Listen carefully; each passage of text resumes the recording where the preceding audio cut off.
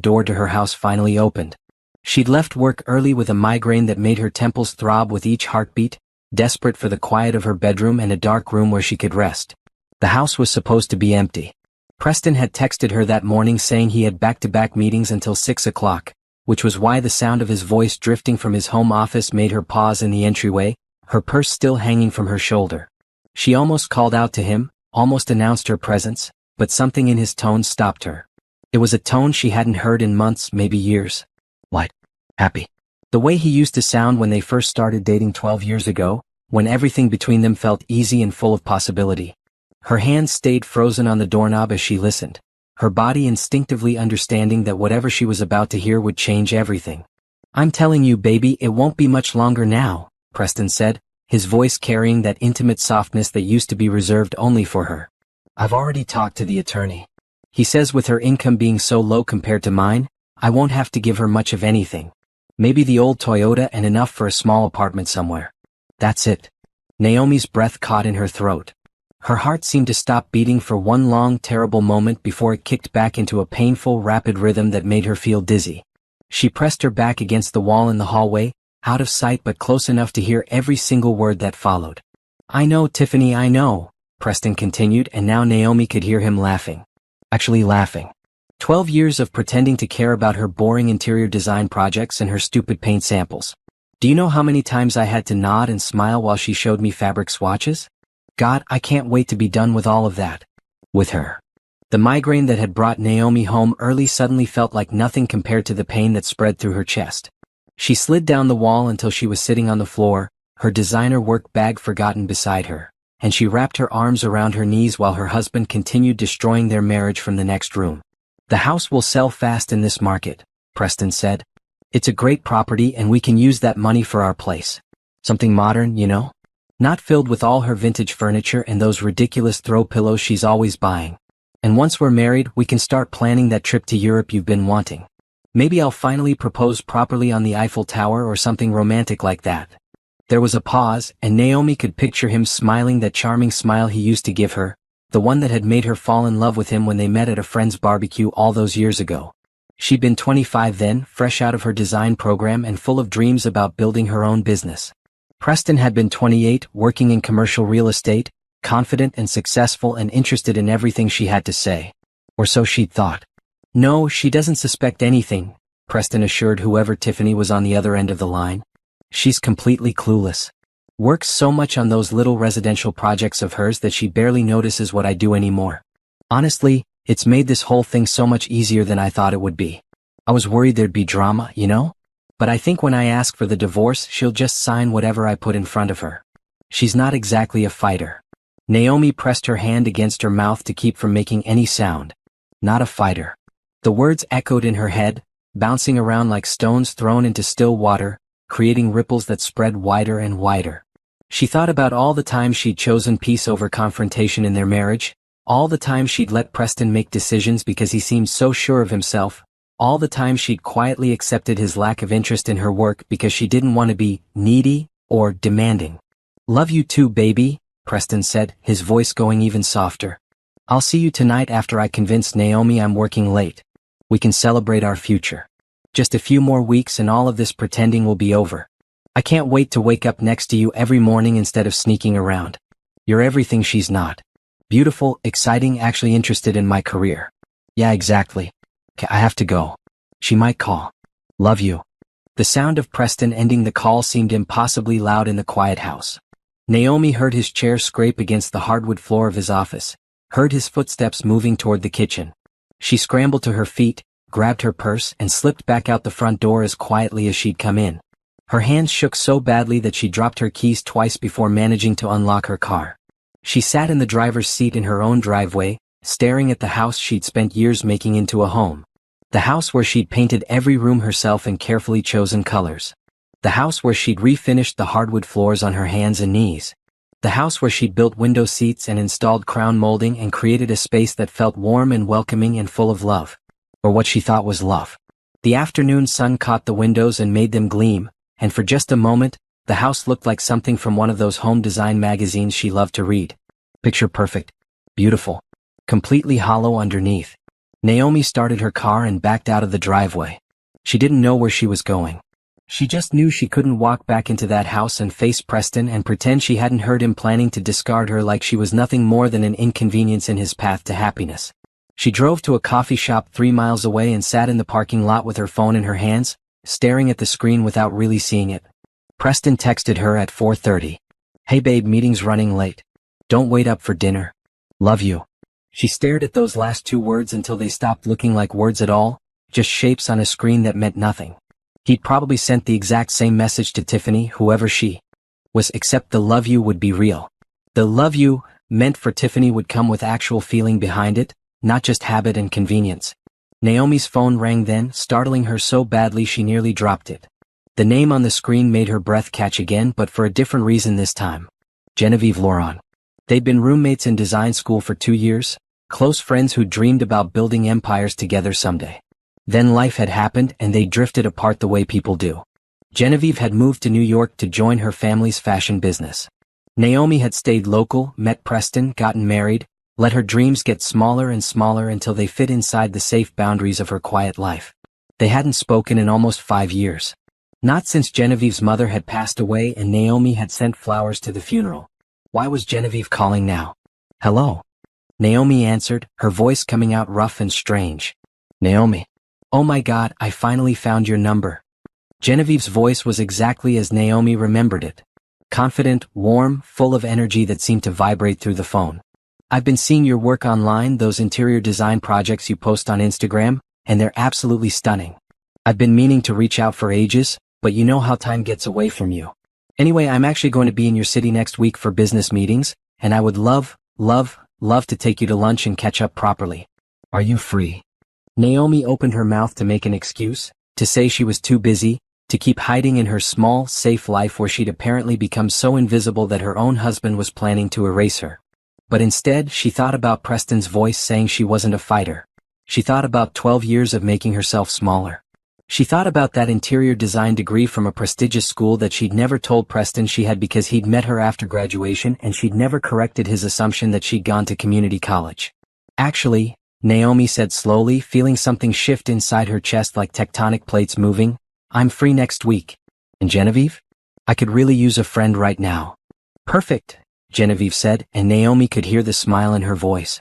"Trust me, darling, you're going to love what I have to tell you. I think the universe might be handing us both something amazing. I'll text you the details." After they hung up, Naomi sat in her car for another hour as the sun started to set and the coffee shop parking lot slowly emptied out. She thought about the woman she'd been when she first met Genevieve. Ambitious, talented, full of fire and determination. She thought about how she'd let Preston's lack of interest in her work convince her that maybe she wasn't as good as she'd thought. She thought about how she'd stopped entering design competitions and stopped pitching to high-end clients and stopped believing she deserved more than the small residential projects that barely paid enough to cover her expenses. Then she thought about Preston laughing about her paint samples and fabric swatches. Preston calling her boring. Preston planning to leave her with almost nothing because he assumed she'd just accept whatever he decided. Naomi started her car again and drove to a hotel downtown. She checked into a suite and stood at the window looking out at the city lights. Tomorrow she would go home and act normal. She would smile at Preston and pretend she didn't know anything. She would play the role of the clueless, boring wife one more time. But inside, something had broken open. And what came flooding out wasn't tears or pain or the urge to beg him to stay. What came flooding out was something cold and clear and absolutely certain. Preston wanted to divorce her quietly and leave her with nothing? Fine.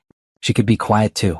But by the time she was done being quiet, Preston was going to wish he'd never underestimated her. Naomi went home the next morning after Preston had already left for work. She took a long shower in her own bathroom, dried her hair with care, and dressed in one of her simple work outfits. Then she sat at the kitchen table with her laptop and a cup of coffee and began making a list.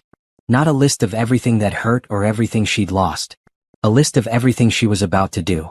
First on the list was her attorney. She'd used a real estate lawyer named Barbara Chen when she bought the house before she married Preston, and Barbara had been sharp and thorough. Naomi pulled up her contact information and sent an email requesting a consultation for a divorce. She marked it urgent. Then she opened her banking app and looked at her accounts. The checking account she shared with Preston had about $8,000 in it. Their savings account had another $20,000. Not bad, but not nearly what it should be considering Preston's six-figure salary in commercial real estate.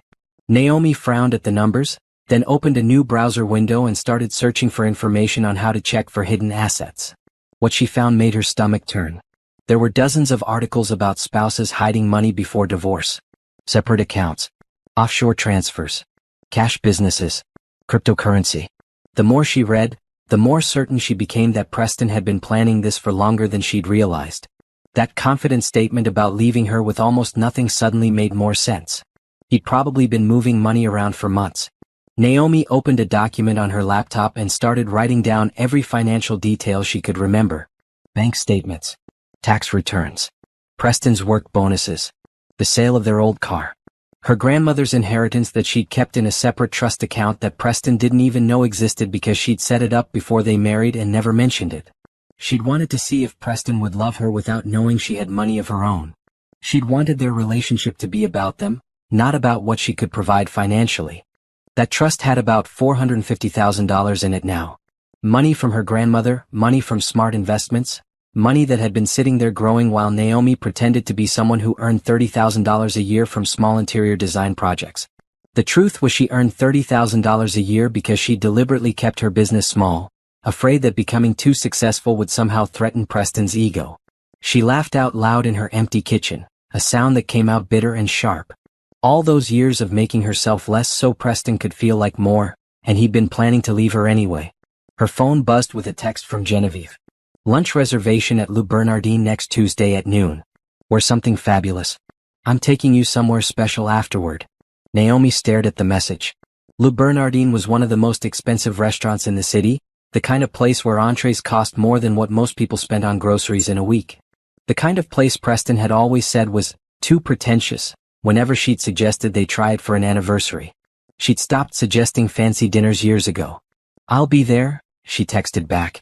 Then she opened her closet and looked at her clothes with new eyes. Most of what hung there was practical and modest. Jeans and simple shirts for client meetings. A few dresses for the rare occasions when she and Preston went out, all of them conservative and forgettable. Nothing that screamed success or confidence. Nothing that looked like it belonged to a woman who'd graduated top of her class from a design program that cost $60,000 a year. Naomi pulled out her laptop again and opened her favorite luxury shopping sites.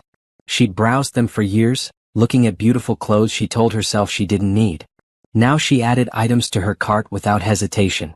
A tailored blazer in deep navy. Wide-leg trousers in cream. A silk blouse in midnight blue. Leather heels that cost more than her current monthly clothing budget. She used the credit card connected to her trust account, the one Preston had never seen, and paid for overnight shipping. Then she called a salon she'd been following on social media for years, the kind of place where celebrities went to get their hair done. I need an appointment as soon as possible, she told the receptionist. Full service. Cut, color, styling. Whatever you recommend. They had an opening that afternoon. Someone had canceled. Naomi took it as a sign. Preston came home at 6:30, loosening his tie as he walked through the door. Hey, he said, barely looking at her. What's for dinner? I ordered Thai food, Naomi replied from the couch, where she sat with her laptop balanced on her knees. It should be here in 20 minutes. Thai again? We just had that last week. Preston frowned, finally looking at her properly. His eyes narrowed slightly. Did you do something different with your hair? Naomi touched the ends of her newly trimmed and highlighted hair. The stylist had given her subtle dimension that made her natural curls look glossy and healthy instead of frizzy. Just a trim, she said casually. Preston disappeared into the bedroom to change. Naomi went back to her laptop, where she'd been researching Genevieve's company. Laurent Fashion Group had expanded significantly in the past 5 years. They now owned multiple luxury brands and had partnerships with some of the biggest names in design. Genevieve herself had been featured in Forbes last year as one of the youngest billionaires in the fashion industry. And Genevieve wanted to have lunch with her. Wanted to talk about her work. Naomi felt something flutter in her chest that felt dangerously close to hope. The doorbell rang with their food delivery. Preston paid and brought the containers to the table. They ate in near silence, Preston scrolling through his phone while Naomi pushed noodles around her plate and thought about everything she'd learned about divorce law that day. Community property. Asset division. Alimony. Fault versus no-fault divorce. I might have to work late tomorrow, Preston said eventually, not looking up from his screen. Big deal closing. Okay, Naomi said. She knew he wasn't working late. She knew he was seeing Tiffany. But she kept her voice even and unconcerned. Let him think she was clueless. Let him think she'd never figure it out. After dinner, Preston went to his office to catch up on emails. Naomi cleaned the kitchen, then retreated to the guest bedroom with her laptop. She'd started sleeping there a few nights a week, claiming Preston's snoring kept her awake. The truth was she couldn't stand lying next to him anymore, couldn't bear the feeling of his body next to hers when she knew his heart was somewhere else entirely. She opened her email and found a response from Barbara Chin. I can see you tomorrow at 9 a.m. Please bring any financial documents you have access to. I'll have my assistant send you a confidential intake form to fill out before the appointment. Naomi filled out the form that night, sitting cross-legged on the guest bed in her old pajamas. When she got to the question about grounds for divorce, she paused. Then she selected adultery and began writing out everything she'd overheard in Preston's office. Every word she could remember. Every cruel laugh. Every plan he'd made to leave her with nothing. By the time she finished, it was past midnight. She saved the document, sent it to Barbara Chin, and finally let herself cry. But even as tears ran down her face, even as her shoulders shook with the force of everything she'd been holding in, Naomi felt something else underneath the grief. Something hard and determined and absolutely unwilling to break. Preston thought she wasn't a fighter. Preston thought she'd just accept whatever he decided to give her. Preston had no idea who he was actually married to, because Naomi had spent 12 years hiding her true self to make him comfortable. She was done hiding now. And she was about to show him exactly what he'd lost. Barbara Chen's office was in a modern building downtown with floor-to-ceiling windows that overlooked the financial district. Naomi sat in a leather chair across from Barbara's desk and watched the attorney review the documents she'd brought. Bank statements, credit card bills, tax returns from the last 3 years, screenshots of the text messages Preston had sent claiming to be working late, a detailed written account of the conversation she'd overheard. This is good, Barbara said finally, looking up with sharp brown eyes. Very good, actually. You've done most of my initial investigation work for me. Now, I need to ask you some difficult questions. Are you prepared for this to get ugly? He's been planning to leave me with almost nothing, Naomi said quietly. How much uglier can it get? Barbara's expression softened slightly. Men like your husband don't like being caught off guard. When he realizes you're not going to roll over and accept whatever he offers, he might become vindictive.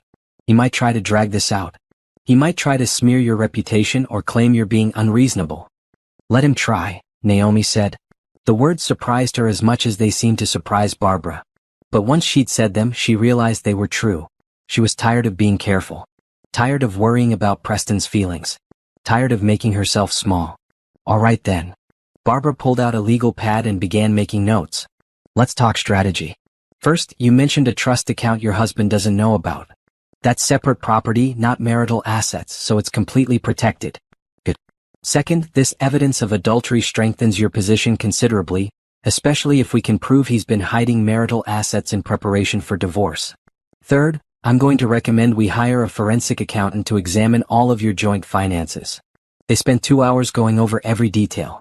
By the time Naomi left Barbara's office, she had a plan. A real, concrete plan that made her feel like she had some control over the disaster her life had become. She also had something else. Barbara had asked, almost casually, do you want him to know you're preparing for divorce, or do you want to wait and file first? I want to wait, Naomi had said without hesitation. Let him think he's in control. Now it was Thursday afternoon, and Preston had texted that morning to say they needed to talk when he got home from work. Naomi knew what was coming. She'd been expecting it since she overheard his phone call. She'd spent the last 3 days preparing for this exact moment, and still her hands shook slightly as she set the table for dinner. She'd made lasagna, Preston's favorite. She'd opened a bottle of good wine. She put on makeup and a nice dress. She wanted to look like the devoted wife one last time, wanted Preston to feel the full weight of what he was about to destroy. Or what he thought he was destroying. He had no idea what was actually about to happen. Preston came home at 7, right on time for once. He looked nervous, which was unusual for him. Preston was normally confident to the point of arrogance, comfortable taking up space and assuming everyone would accommodate him. But tonight he kept shifting his weight from foot to foot and couldn't quite meet her eyes. That smells good, he said, gesturing to the lasagna cooling on the counter. Your favorite, Naomi said with a smile. I thought we could have a nice dinner together. We haven't done that in a while. Something flickered across Preston's face. Guilt maybe. Or discomfort. But he sat down at the table and let Naomi serve him, accepted the wine she poured, and even complimented the food after his first bite. They ate in silence for several minutes before Preston finally cleared his throat. So, there's something I need to talk to you about, he began, still not quite looking at her. Something important. Naomi set down her fork and gave him her full attention. What is it? Preston took a long drink of wine, then another. This isn't easy to say. I've been thinking about it for a while, and I think we both know that things between us haven't been great for a long time. We've grown apart. We want different things. And I think maybe we'd both be happier if we just admitted that and moved on. Moved on? Naomi repeated softly. I want a divorce, Preston said, the words coming out in a rush now that he'd started. I know this is probably a shock and I'm sorry for springing it on you like this, but I think it's the right thing for both of us. We can keep this civil and simple. No need for lawyers or fighting. We'll just split things fairly and go our separate ways. Naomi looked at her husband across the table they'd eaten at for years. She looked at his face, so familiar and yet suddenly so strange. She thought about the man she'd fallen in love with and tried to find him in the person sitting in front of her now. But he wasn't there. Maybe he'd never been there. Maybe she'd been in love with a version of Preston that existed only in her imagination. Okay, she said. Preston blinked. Okay. Okay, I'll agree to a divorce. Naomi picked up her wine glass and took a sip. You're right that we've grown apart. If you think this is what's best, then I won't fight you on it. The confusion on Preston's face was almost comical. He'd clearly been bracing for tears, for begging, for some kind of dramatic scene. Instead, Naomi sat calmly eating her dinner and looking at him with an expression he couldn't quite read. You're not upset? He asked carefully. Of course I'm upset, Naomi said. You're ending our 12-year marriage. But I'm not going to fall apart over it. We're both adults. If this is what you want, then we should handle it maturely. Preston seemed torn between relief and suspicion. That's very reasonable of you. I've always been reasonable, Naomi said, and there was just the slightest edge to her voice now. You should probably know that about me after all these years. Right. Yes. Of course. Preston fumbled with his napkin. So, I was thinking we could draw up a simple agreement. You know, you keep your car and your design business stuff, I keep my car and my work equipment. We sell the house and split the proceeds. Clean and simple. We should both get lawyers, Naomi said. Even if we're being civil, it's smart to have proper legal representation. Just to make sure everything is done correctly. Preston's eyes narrowed slightly. I don't think we need to waste money on lawyers for a simple divorce. Then why don't you draw up what you think is fair and send it to me? Naomi suggested. I'll look it over and let you know if I have any concerns. That seemed to satisfy him. Preston relaxed, clearly thinking he'd gotten exactly what he wanted. A compliant wife who would sign whatever he put in front of her without question. He even smiled a little as he finished his dinner. I'm glad you're being so mature about this, he said. I was worried it would be messy. No mess, Naomi promised. Just a clean break. After dinner, Preston retreated to his office to start organizing paperwork. Naomi cleaned the kitchen, wiped down the counters and loaded the dishwasher. Then she went upstairs to the guest bedroom and called Barbara Chen. He asked for the divorce, she said quietly. Just like you predicted. Good, Barbara replied. Don't sign anything he gives you without sending it to me first. And Naomi? You did great. The calmer you stay, the more he'll underestimate you. I know, Naomi said. And she did know. She'd spent years being underestimated by Preston. She'd let him believe she was simple and uncomplicated and not particularly smart. She'd watched him dismiss her work and her opinions and her dreams. Now all of that was going to work in her favor. Preston thought he was in control. Preston thought he'd planned this perfectly. Preston had no idea that while he'd been plotting with Tiffany, Naomi had been plotting too. The difference was, Naomi's plans actually had substance behind them. She looked at her phone and saw a text from Genevieve. Can't wait for Tuesday. I have so much to tell you. Naomi smiled for the first time in days. It was a real smile, not the fake one she'd been giving Preston. Tuesday felt like a lifetime away. But she could wait. She'd gotten very good at waiting, at being patient, at playing the long game. Preston wanted a divorce? Fine. He could have one. Just not the divorce he was expecting. Not even close. The new clothes arrived on Friday, and Naomi spent Saturday morning trying on every piece in front of the full-length mirror in the guest bedroom. The navy blazer fit like it had been tailored specifically for her body. The silk blouse made her skin glow. The heels added 3 inches to her height and made her legs look impossibly long. She looked like someone important. Someone successful. Someone who hadn't spent years dimming her own light. Preston was at the gym, or so he claimed. Naomi suspected he was actually with Tiffany, celebrating his successful divorce request. She didn't care anymore where he was or what he did. Her focus had shifted entirely to Tuesday and the lunch that felt like it could change everything. She spent the rest of the weekend organizing her portfolio. All the design projects she'd completed over the years, photographed professionally and arranged in a leather-bound book she'd never shown to anyone. Small projects, yes, but each one demonstrated her skill and creativity. She transformed boring apartments into cozy homes. She'd made cramped kitchens feel spacious. She'd chosen color palettes and furniture arrangements and lighting fixtures that turned ordinary spaces into something special. Looking at her work with fresh eyes, Naomi realized something she'd been afraid to admit for years. She was good at this. Really good. She'd just never given herself permission to believe it. Preston barely spoke to her all weekend. He'd moved his things into the master bedroom and left her the guest room without discussion. They moved around each other like polite strangers, which is what they'd actually been for probably longer than Naomi wanted to acknowledge. On Monday night, she laid out her outfit for the next day with the same care she'd once used planning her wedding day look. Tuesday morning arrived bright and clear.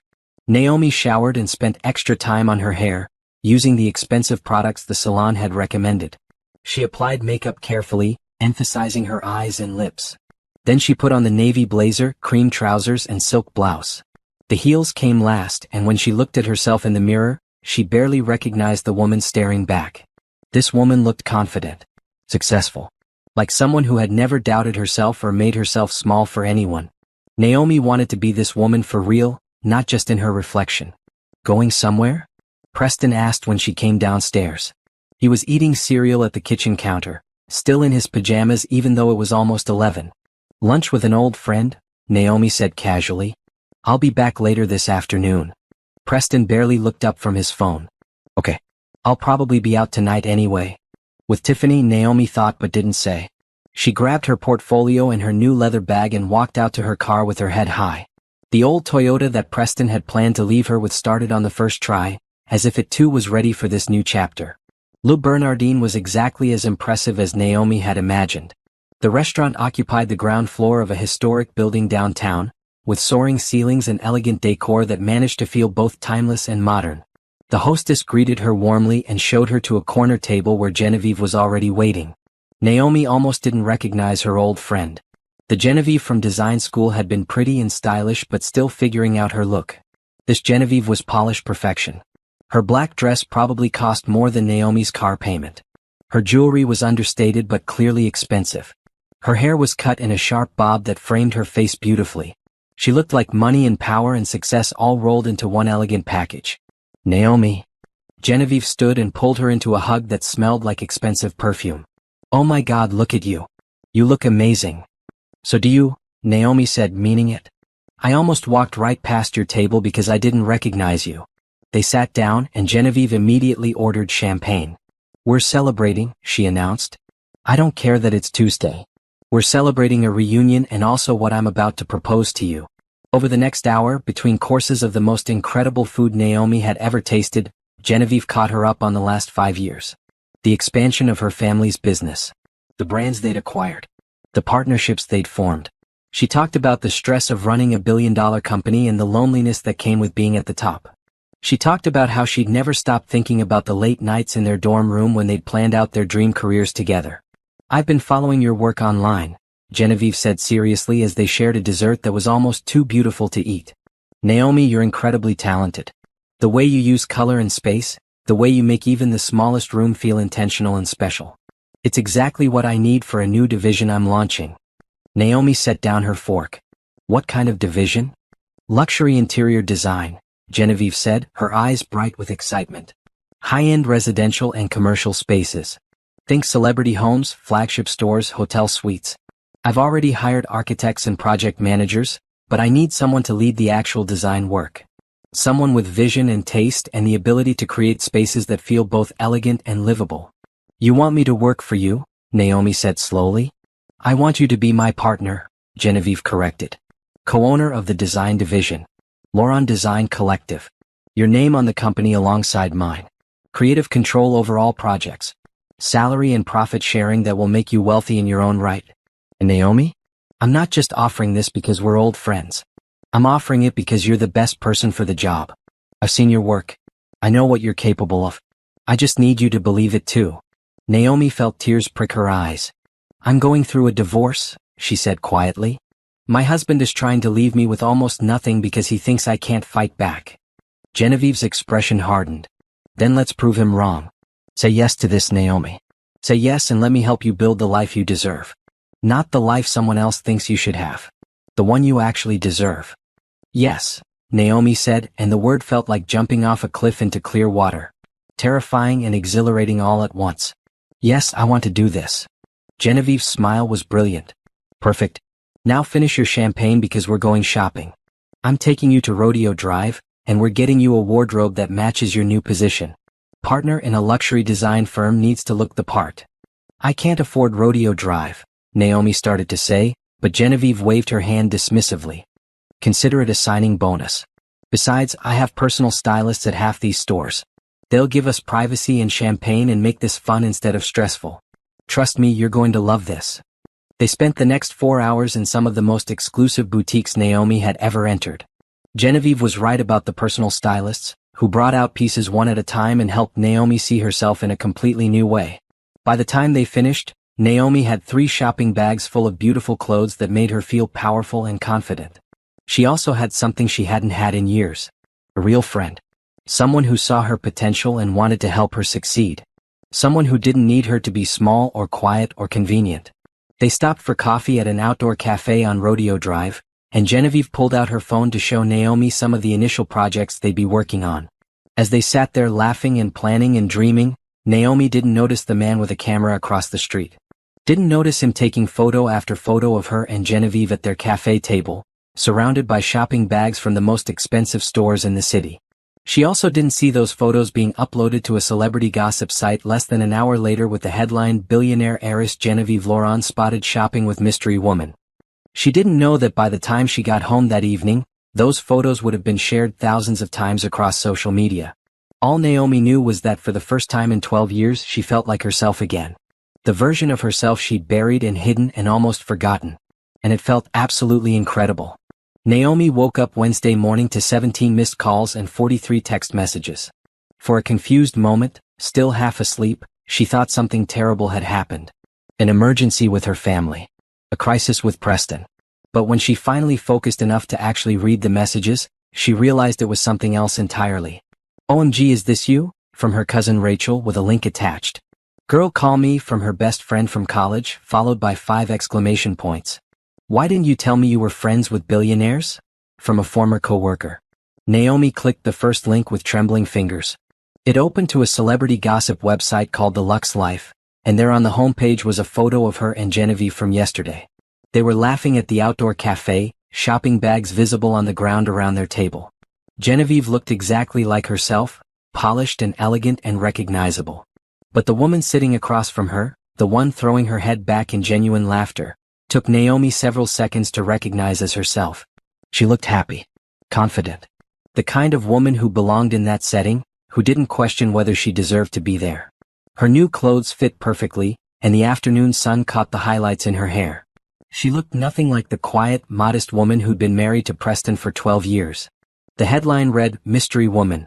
Who is Genevieve Lauren's new BFF? And the article itself was pure speculation. Was she a business associate? A new designer? Someone from Genevieve's past? The comments section had hundreds of responses, people trying to figure out who Naomi was and how she knew one of the most famous young billionaires in the country. Naomi scrolled through more of the messages on her phone. The photos had been picked up by at least 6 other gossip sites. Someone had posted them on Twitter, where they'd been retweeted over 5,000 times. Her Instagram account, which she'd kept private and rarely updated, had suddenly received over 200 follow requests. She was still staring at her phone in shock when she heard footsteps outside the guest bedroom. Preston knocked once, then opened the door without waiting for her response. He was holding his own phone, and his face was a mixture of confusion and something that looked almost like anger. "What the hell is this?" he demanded, thrusting the phone toward her. Naomi looked at the screen. It was showing the same photo from the Lux Life website. "It's me having lunch with a friend," she said calmly. "That's Genevieve Laurent," Preston said, as if Naomi might not know who she'd been having lunch with. "The billionaire. How do you know her?" "We were roommates in college," Naomi said. She got out of bed and walked past Preston to the bathroom, deliberately casual. "We reconnected recently." "You never told me you went to college with a billionaire," Preston said, following her to the bathroom doorway. "You never asked about my college experience," Naomi replied, turning on the sink. "You assumed I went to community college because I never corrected you." She could see Preston's reflection in the mirror, could see him processing this information. His jaw was tight, his eyes narrowed. "What college did you go to?" "Parsons School of Design in New York," Naomi said, enjoying the way his expression shifted from confusion to shock. "Full scholarship. I graduated at the top of my class." "Parsons is one of the best design schools in the country," Preston said slowly. "I know. I went there." Naomi began brushing her teeth, effectively ending the conversation. Preston stood in the doorway for another long moment before finally walking away. By the time Naomi was dressed and checking her phone again, there were even more messages. But the most important one was from Genevieve herself, sent at 6 in the morning. "Hope you're ready for your 15 minutes of fame. The publicity team at Laurent Fashion is fielding calls about you. Don't worry, we're not giving out any information without your permission. But this is actually perfect timing for announcing the new design division. Call me when you're up." Naomi called her immediately. Genevieve answered on the first ring, sounding wide awake and almost excited. "This is wild, right?" Genevieve said. "I didn't even notice the photographers yesterday. But honestly, Naomi, this is great exposure for what we're building.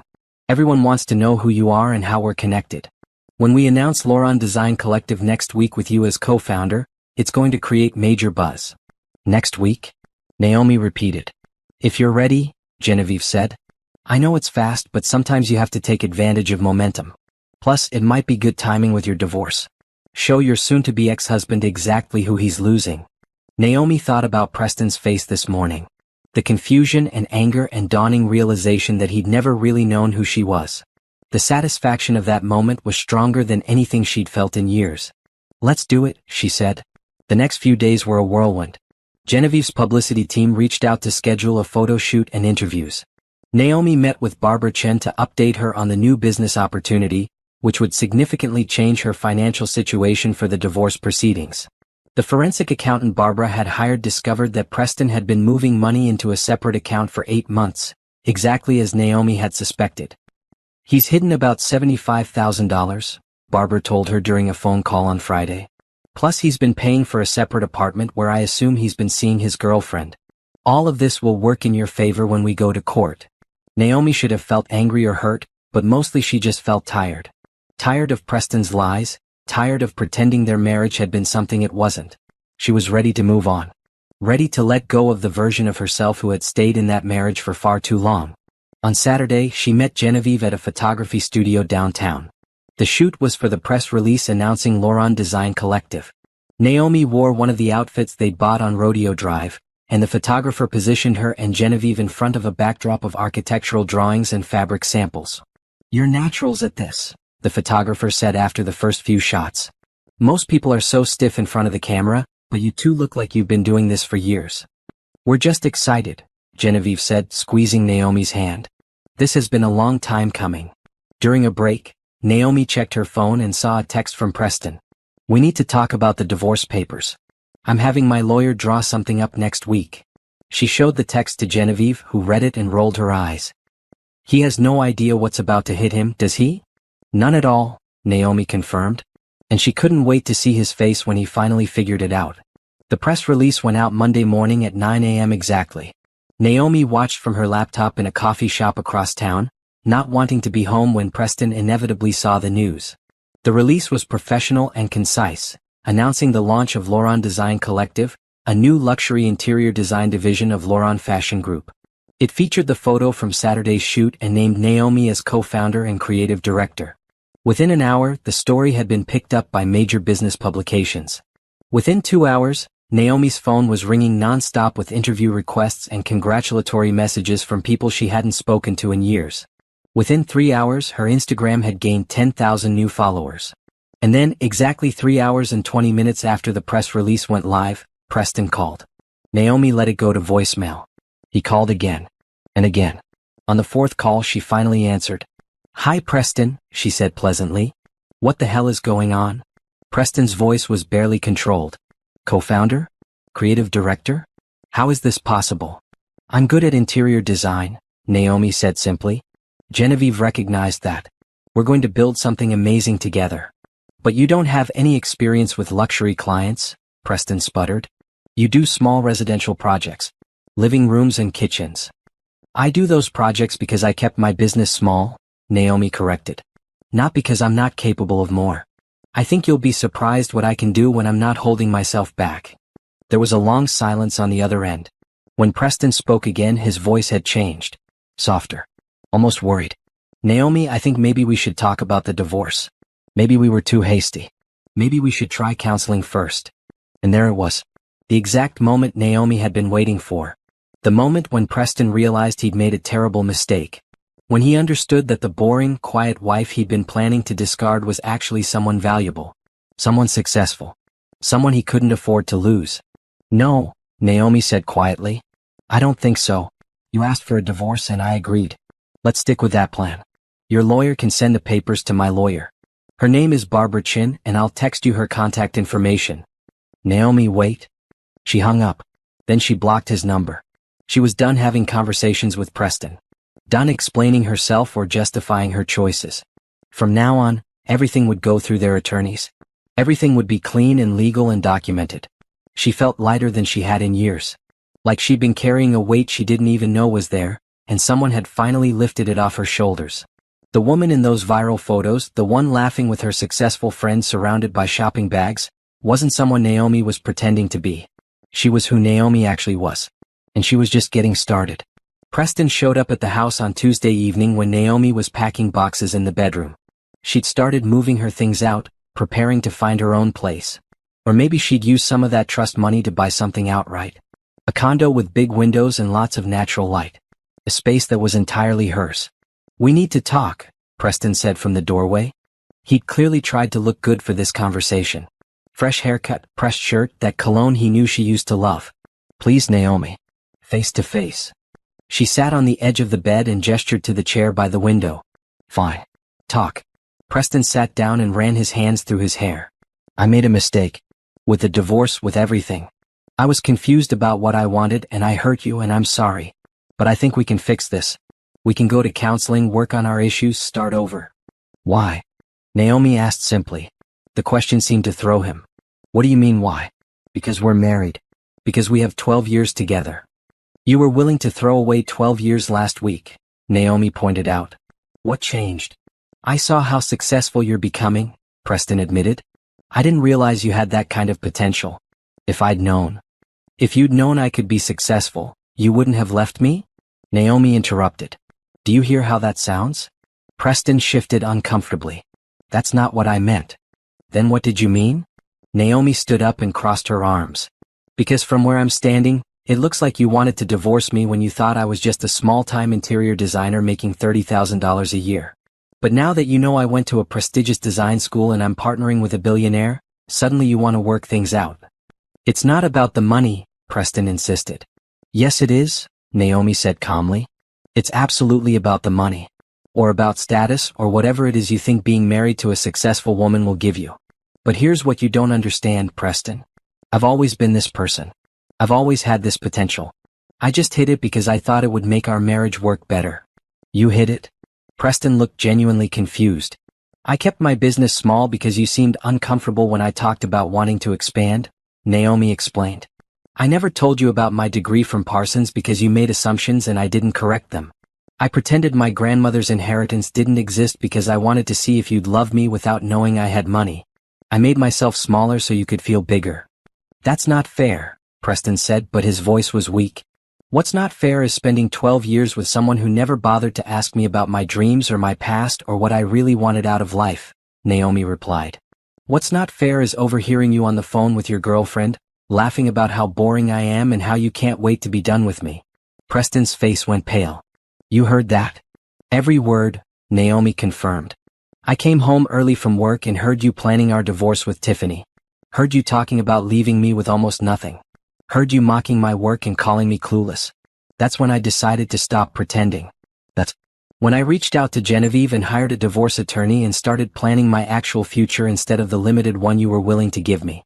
I was angry when I said those things, Preston said desperately. I didn't mean them. Yes, you did, Naomi said. You meant every word. And honestly, Preston, that's okay. Because it showed me exactly who you are. Not the man I thought I married, but who you really are underneath.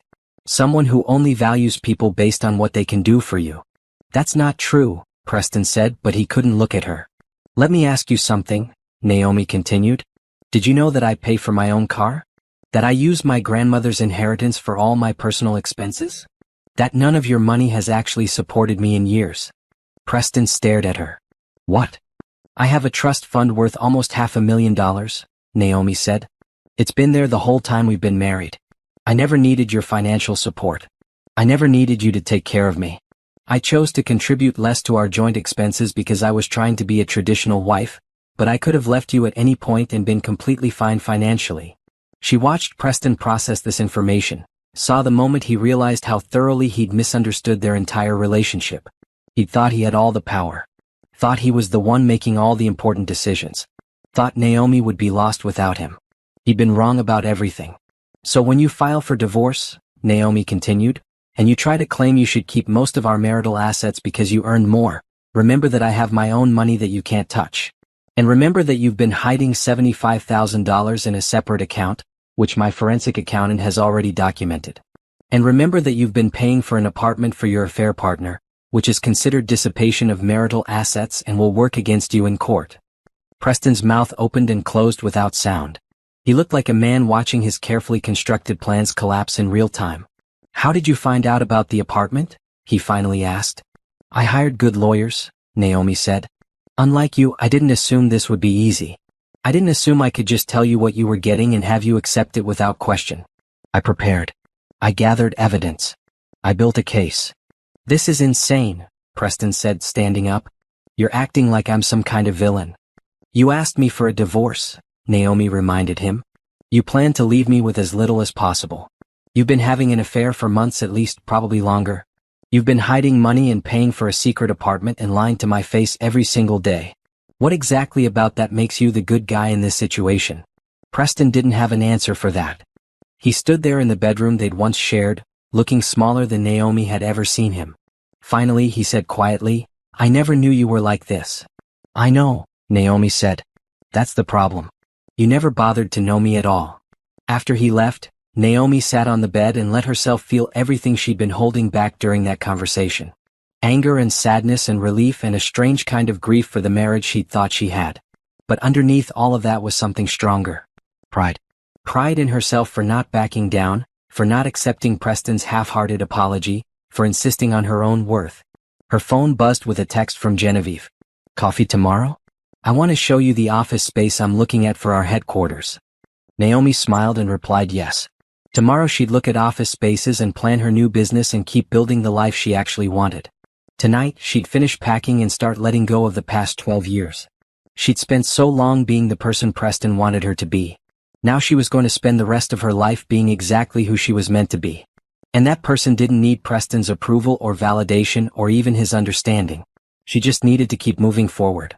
The divorce hearing was scheduled for 3 months after Preston had initially asked for the divorce.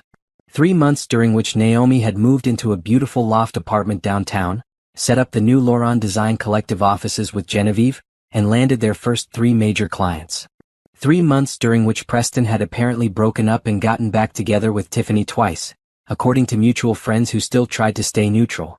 Naomi sat in the courthouse conference room with Barbara Chen on one side and Genevieve on the other for moral support. Preston sat across the table with his attorney, a middle-aged man named Richard who kept looking at the folders in front of Barbara like they contained something toxic. Let's begin, the mediator said, a tired-looking woman named Judge Patterson who'd probably seen 1,000 divorces just like this one. Mr. Preston Bryant is petitioning for divorce from Ms. Naomi Bryant. Both parties have submitted financial disclosures and proposed settlement agreements. Let's start with assets. Barbara opened her first folder. Your Honor, We'd like to present evidence that Mr. Bryant has been systematically hiding marital assets in preparation for this divorce. He opened a separate bank account 8 months ago and has transferred $75,000 into it. He's also been paying for a separate apartment at the Riverside complex, spending approximately $2,000 per month in rent and furnishings. This apartment was used for an extramarital affair. She slid documents across the table. Bank statements, rental agreements, receipts. Preston's face went red, but his attorney maintained a neutral expression. Additionally, Barbara continued, Mr. Bryant claimed in his initial filing that the marital home should be sold and proceeds split evenly. However, Ms. Bryant can prove she paid the entire down payment from a separate inheritance account before the marriage. The home is therefore partially separate property. That's not relevant, Richard interrupted. They've been married for 12 years. Any separate property has been commingled. The trust account from which the down payment was made has remained entirely separate throughout the marriage, Barbara countered. Ms. Bryant has meticulous records showing no commingling of separate and marital funds. The down payment of $80,000 should be returned to her before any remaining equity is split. Judge Patterson reviewed the documents, her expression unreadable. Mr. Bryant, did you disclose the separate account and apartment in your initial financial statement? I didn't think they were relevant, Preston said, but his voice lacked conviction. You didn't think an apartment you've been renting for 6 months was relevant to your divorce? Judge Patterson's tone was sharp. Or $75,000 in hidden marital assets? Richard jumped in quickly. Your Honor, my client was simply planning ahead for his post-divorce living situation. By hiding money and lying on legal documents? Barbara said sweetly.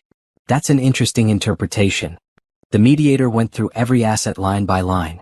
The house that Naomi would keep after Preston was forced to buy out his share of the equity minus her down payment. The cars, which they'd each keep their own. The retirement accounts, which would be split proportionally.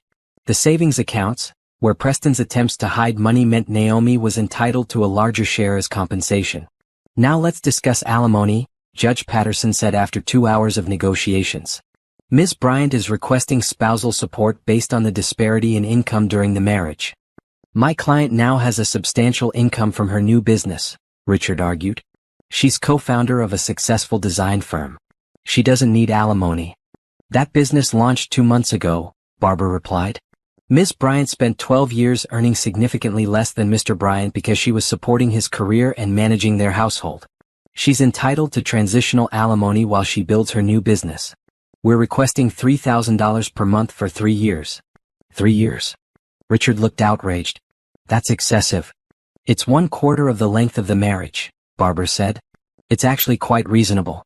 Especially given that Mr. Bryant's misconduct contributed to the dissolution of the marriage. They argued back and forth about the amount and duration, but Naomi could see Judge Patterson's expression and knew they'd won. The judge was not impressed with Preston's attempt to hide assets or his affair or his claim that Naomi didn't deserve support. Here's my ruling, Judge Patterson finally said. Ms. Bryant will retain the marital home after Mr. Bryant pays her $50,000 for his share of the equity. All marital savings accounts will be split 60-40 in favor of Ms. Bryant to compensate for Mr. Bryant's dissipation of assets through the hidden account and affair-related expenses. Retirement accounts will be split 50-50. Mr. Bryant will pay Ms. Bryant $2,500 per month in spousal support for 30 months. All debts remain the responsibility of whoever incurred them. Preston looked like he'd been hit by a truck. Your Honor, that's not fair. Mr. Bryant, you hid assets and lied on your financial disclosure, Judge Patterson interrupted. You're lucky I'm not holding you in contempt of court. This settlement is more than fair given your conduct. Do you accept these terms or do you want to go to trial where your misconduct will be a matter of public record? There was a long silence. Finally, Richard leaned over and whispered something to Preston, who slumped in his chair and nodded. My client accepts, Richard said. Excellent, Judge Patterson said. I'll have the final decree drawn up by the end of the week. This marriage is dissolved. You're all dismissed. In the hallway outside the conference room, Genevieve pulled Naomi into a tight hug. You did it, she said. You actually did it. We did it, Naomi corrected, smiling at Barbara. Thank you. For everything. It was my pleasure, Barbara said. Men like Preston need to learn they can't just walk all over people and expect no consequences. You stood up for yourself and look what happened. Naomi glanced back toward the conference room, where Preston was arguing with his attorney in low, angry tones. She felt nothing when she looked at him. No anger, no sadness, no regret. He was just a man who'd made bad choices, and now he had to live with the results. She was free. Completely, legally, officially free. Free to build the life she wanted without worrying about making Preston comfortable or small enough to fit into his limited vision of who she should be. The divorce that Preston had meant as a way to escape their marriage and start over with Tiffany had instead become Naomi's doorway to something infinitely better. "Come on," Genevieve said, linking her arm through Naomi's. "Let's go celebrate. I made reservations at that new French restaurant downtown." "The one that's impossible to get into?" Naomi asked. "When you're a billionaire heiress, nothing is impossible," Genevieve said with a grin. "Plus, I told them we were celebrating your divorce from a man who clearly never deserved you in the first place." The chef said that was cause for his best champagne. Naomi laughed, the sound echoing in the courthouse hallway. She'd spent so many years being quiet and careful and afraid to take up too much space. Now she was walking out of her divorce hearing with her best friend, heading to an exclusive restaurant to celebrate her freedom with expensive champagne. Preston had wanted to leave her with nothing. Instead, he'd lost everything that mattered. And Naomi? She was just getting started. The grand opening of Lauron Design Collective's headquarters happened on a Tuesday evening in May, exactly 4 months after those first photos of Naomi and Genevieve had gone viral. The office space occupied the top floor of a renovated warehouse in the Arts District, with exposed brick walls, floor-to-ceiling windows, and enough natural light to make any designer weep with joy. Naomi stood near the entrance watching guests arrive, and she still couldn't quite believe this was real. Her business cards read, Naomi Bryant, creative director and co-founder. The walls displayed photographs of their completed projects, including a celebrity's mansion that had been featured in Architectural Digest last month. The space buzzed with conversation from potential clients, design media, and other entrepreneurs who'd come to see what all the excitement was about. "You look terrified," Genevieve said, appearing at her elbow with 2 glasses of champagne. "Stop that. You belong here." "I keep thinking someone's going to realize I'm faking it," Naomi admitted. "You're not faking anything," Genevieve said firmly. "You transformed a rundown mansion into a showpiece in 6 weeks. You managed contractors, stayed under budget, and delivered something that made a grown man cry with happiness. That's not fake. That's talent." Naomi accepted the champagne and took a sip. Genevieve was right. The mansion project had been intense, but Naomi had loved every minute of it. Choosing custom furniture, designing built-in shelving, selecting light fixtures that transformed each room. Watching her vision come to life in 3 dimensions instead of just sketches and mood boards. That was what she'd always wanted to do, what she'd been trained to do, what she was actually good at. "Miss Bryant." A woman in her 50s approached, elegant in a designer suit. "I'm Margaret Chin. I own the Riverside Hotel Group. I've been following your work and I'd love to discuss a project with you." "The Riverside Hotels?" Naomi repeated, trying not to sound as excited as she felt. Riverside was one of the largest luxury hotel chains in the country. "I'd be honored to discuss it." They exchanged business cards, and Margaret promised to call her office the next day to set up a formal meeting. As she walked away, Genevieve squeezed Naomi's hand. "See? You're not faking it. You're actually doing it." The evening continued in a blur of introductions and conversations and business cards collected. Naomi met developers who wanted to discuss residential projects, retail executives looking for flagship store designs, and even a gallery owner who wanted her space redesigned. By the time the last guest left around 9 o'clock, Naomi's feet hurt from her heels and her face ached from smiling, but she felt more alive than she had in years. "That was incredible," she told Genevieve as they collapsed onto the modern sofa in the main office area. "I can't believe how many people showed up." "I can," Genevieve said. "We've been promoting this for weeks, your projects have been getting amazing press, and people are curious about the woman who went from mystery shopping companion to successful designer practically overnight. You're interesting, Naomi. People want to work with interesting people." Naomi's phone buzzed with a text from Barbara Chin. "Divorce decree finalized and filed. Congratulations on your freedom." She showed it to Genevieve, who immediately proposed a toast. To freedom from men who couldn't see what they had. And to building something amazing without them. They clinked glasses, and Naomi felt a wave of gratitude so strong it made her eyes sting with tears. 6 months ago, she'd been sitting in her car outside her house, listening to Preston plan to leave her with nothing. She'd felt small and invisible and worthless. Now she was sitting in her own beautiful office, co-owner of a thriving business, with more opportunities than she'd ever dreamed possible. "Thank you," she said quietly. "For believing in me. For taking a chance on me. For being my friend when I needed one desperately. Always," Genevieve promised. "But Naomi? I didn't make this happen. You did. I just gave you the opportunity. Everything else, all the success and the clients and the recognition, that's all because of your talent and hard work. Don't forget that." Over the next few months, Lauron Design Collective became one of the most sought-after firms in the city. They completed the Riverside Hotel redesign, which led to 3 more hotel contracts. They redesigned a flagship retail store for a major fashion brand. They transformed a penthouse for a tech entrepreneur who then referred 5 of his wealthy friends. Naomi hired 2 junior designers and a project manager to help handle the workload. She moved out of her loft and bought a penthouse of her own, one with huge windows and a view of the city that made her feel like she was on top of the world. She started wearing the designer clothes she'd once thought were too fancy for her regular life. She got used to being recognized occasionally when she went out, used to people asking for her business card at coffee shops and art galleries. Her social media following grew to over 100,000 people who loved seeing her design process and her finished projects. Design magazines called her for interviews. A publisher reached out about doing a coffee table book featuring her work. She was invited to speak on panels about women in design and building a business from the ground up. And through all of it, she thought about Preston exactly 0 times. Until one afternoon when she was having lunch with a client and saw him across the restaurant with Tiffany. They looked miserable, picking at their food and not talking. Preston's hair was longer than he usually kept it, and he'd lost weight in a way that made him look tired rather than fit. He saw Naomi at the exact moment she saw him. Their eyes met across the restaurant for just a second before Naomi deliberately turned back to her client and continued their conversation about bathroom tile options. She didn't acknowledge Preston's existence. Didn't wave or nod or show any sign that she'd recognized him. He was just another stranger in a crowded restaurant, someone completely irrelevant to her life. She did notice, though, that he and Tiffany left their food unfinished and hurried out less than 10 minutes later. That small, petty part of her felt satisfied. Good. Let him see what he'd lost. Let him understand what he'd thrown away. Let him spend the rest of his life knowing he'd had something valuable and had been too stupid to appreciate it. But mostly, Naomi just felt grateful. Grateful that Preston had asked for the divorce instead of her having to be the one to end it. Grateful that he'd shown his true colors before she'd wasted any more years on their marriage. Grateful that his attempt to leave her with nothing had instead pushed her to claim everything she deserved. Preston had meant to break her. Instead, he'd set her free. And she would always be grateful to him for that, even if he never understood it himself.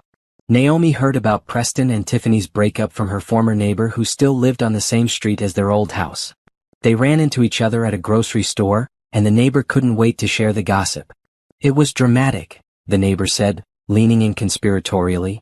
"Apparently Tiffany met someone else, someone with more money than Preston, and she just left him. Didn't even give him a proper breakup conversation. He came home one day and half her stuff was gone." Naomi made sympathetic noises while internally feeling absolutely nothing. She didn't wish bad things on Preston, but she couldn't bring herself to feel sorry for him either. He'd done the exact same thing to her, just with more warning. The universe had simply returned the favor. "And get this," the neighbor continued, "Preston lost his job too. Some kind of scandal at his company about inappropriate conduct. I heard he might have been involved with multiple affairs, not just Tiffany. Human Resources did an investigation and he got fired.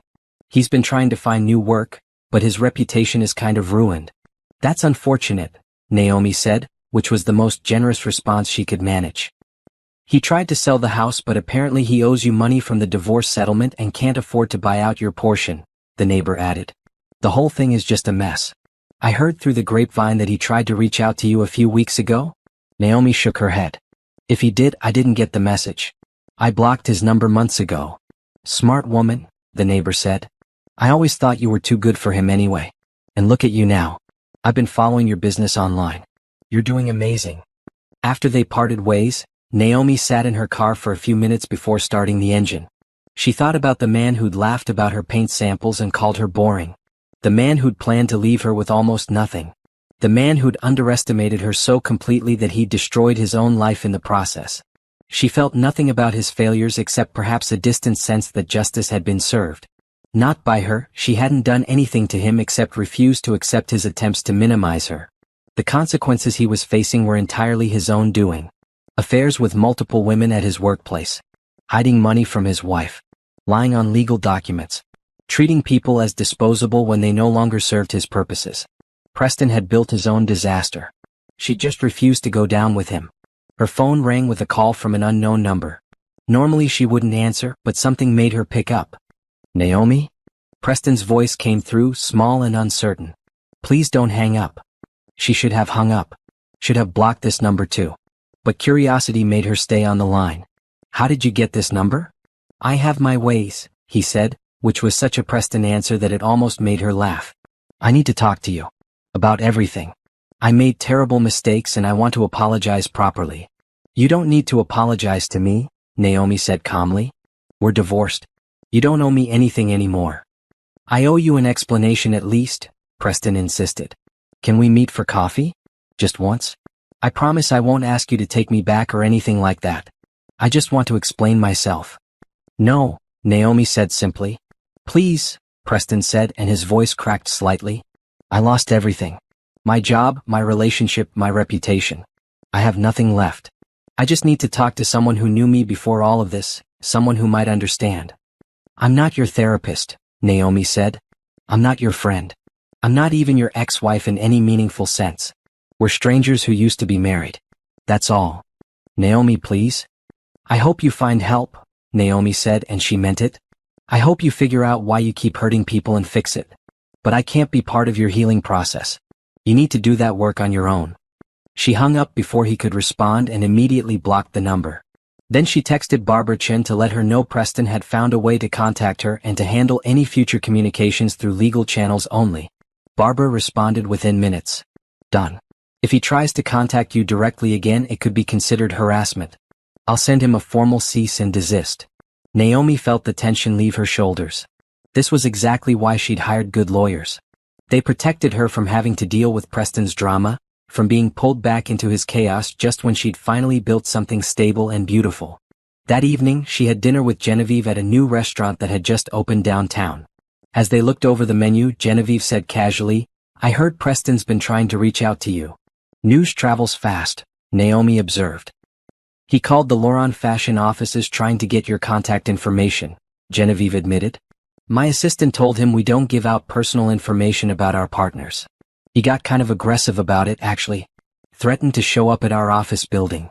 Please tell me you have security, Naomi said, feeling a flutter of actual worry. We absolutely have security, and they have his photo with instructions not to let him in, Genevieve assured her. I wanted you to know though, in case he tries to approach you somewhere public. He sounded kind of desperate on the phone. Naomi took a sip of water and considered this information. She didn't think Preston would actually hurt her, but desperate people did unpredictable things. I'll be careful. Thanks for the heads up. Have you thought about getting a restraining order? Genevieve asked carefully. Not yet, Naomi said. If he contacts me again or shows up somewhere he shouldn't, then yes. But for now I think he's just panicking because his life fell apart and he's trying to find someone to blame besides himself. Classic Preston, Genevieve said with a roll of her eyes. Taking responsibility has never been his strong suit. They spent the rest of dinner talking about work, about the new projects they were pitching, about the possibility of expanding to open a second office location in New York. Normal, exciting business conversation that had nothing to do with Naomi's failed marriage or her ex-husband's current crisis. This was her life now. Moving forward, building something meaningful, surrounded by people who valued her talent and her vision. Preston was just a chapter in her past, one that had taught her important lessons about knowing her worth and refusing to settle for less than she deserved. Whatever happened to Preston from here was his problem to solve. Naomi had her own life to live, and it was going to be extraordinary. 1 year after those first photos of her shopping with Genevieve had gone viral, Naomi stood on the stage of a downtown conference center and looked out at an audience of 300 people. They were here for the Laurent Design Collective Anniversary Celebration and Industry Showcase, an event that had sold out within 48 hours of tickets going on sale. Thank you all for being here, Naomi said into the microphone, her voice steady and confident. A year ago I was at a crossroads. I just agreed to a divorce, I was questioning every choice I'd ever made, and I had no idea what my future looked like. Then an old friend reached out with an opportunity that changed everything. She gestured to where Genevieve sat in the front row, smiling proudly. Genevieve and I launched this company with a vision of creating luxury spaces that feel both elegant and livable. Spaces that reflect the people who inhabit them, not just current trends or designer egos. Over the past year, we've completed 23 projects. We've been featured in 12 major publications. We've hired 8 talented designers and opened a second office in New York. The audience applauded, and Naomi let herself feel the full weight of what they'd accomplished. 23 projects. 8 employees. Offices in 2 cities. Revenue in the millions. Recognition from the industry she'd always dreamed of being part of. But more than the business success, Naomi continued, this year has taught me something crucial about knowing your worth.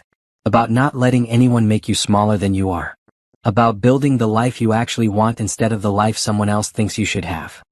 She saw several women in the audience nodding, relating to her words in a way that made her chest feel tight with emotion.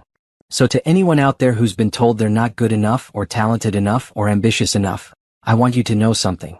You are enough. Exactly as you are. And the right opportunities will recognize that. The right people will recognize that. You just have to be brave enough to believe it yourself first. The applause was thunderous. Naomi smiled and thanked everyone again before stepping off the stage. Genevieve met her with a hug and champagne. That was perfect, Genevieve said. You're a natural at this. I'm really not, Naomi laughed. I was terrified the entire time. You couldn't tell at all, someone said behind her.